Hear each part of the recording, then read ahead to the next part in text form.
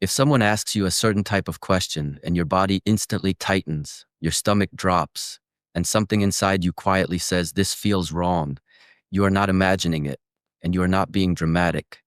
Because psychology shows that the most dangerous liars don't rely on statements to deceive you. They rely on questions.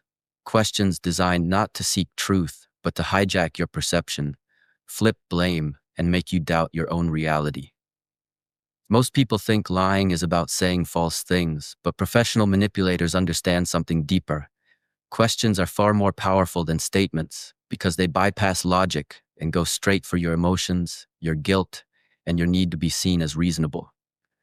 These questions are not innocent, they are psychological tools, and once you recognize them, you stop being vulnerable to them. The first question only liars ask is, "Why are you being so sensitive?"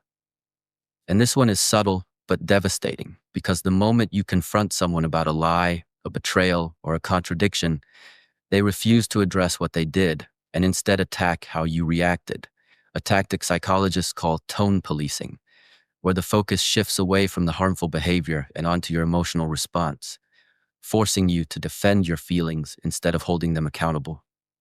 The liar's goal here is simple. If they can convince you that your emotions are the problem, then their actions never have to be examined. And over time, this trains you to suppress your instincts, second-guess your reactions, and apologize for having boundaries at all. The second question liars love to ask is, "Don't you trust me?"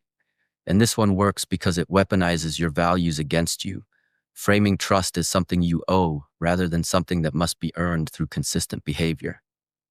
Psychology calls this emotional blackmail, because instead of explaining inconsistencies or providing clarity, the liar turns the situation into a moral test where you must either abandon your concerns or feel like a bad, suspicious person. Notice how this question never comes from someone calmly explaining the truth. It always appears when facts don't line up and scrutiny gets uncomfortable. Truly trustworthy people don't demand trust in moments of confrontation. They demonstrate it over time through transparency, accountability, and congruent behavior. So when someone uses this question to shut down inquiry, what they are really saying is, "Stop asking questions so I can stay in control of the narrative." The third manipulative question is, "What do you want me to say?" Which sounds harmless, but is actually a deflection strategy designed to avoid responsibility while exhausting you emotionally.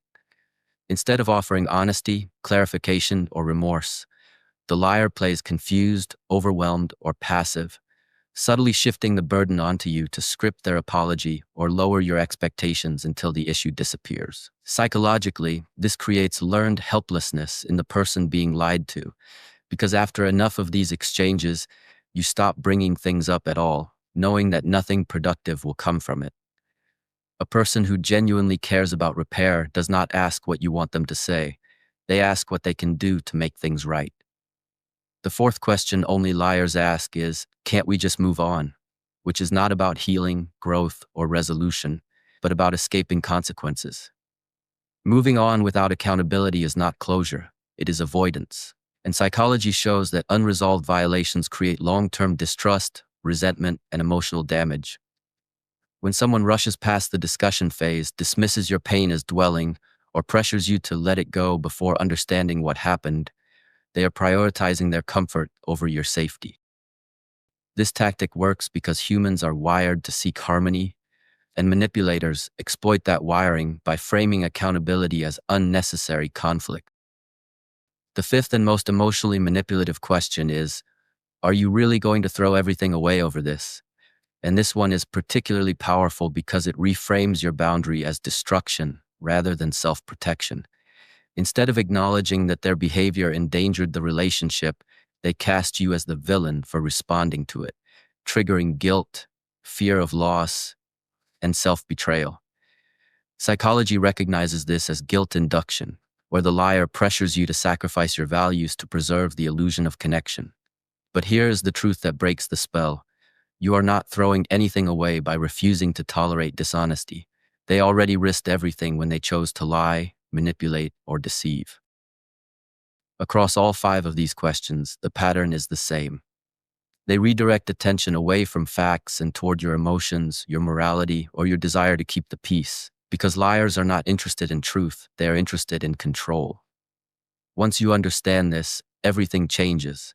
Because instead of arguing, explaining, or defending yourself, you recognize the tactic and disengage from the game entirely. Awareness is the antidote to manipulation, and boundaries are not cruelty, they are clarity. You are allowed to trust your instincts, question inconsistencies, and walk away from conversations that exist only to confuse you. And if this breakdown helped you see these patterns more clearly, if it gave language to experiences that once felt isolating or disorienting, then subscribe to the Knownsense, because this channel exists to expose the hidden psychology behind manipulation, human behavior, and mental self-protection, so you can move through life with clarity, confidence, and an unshakable sense of reality that no liar can rewrite.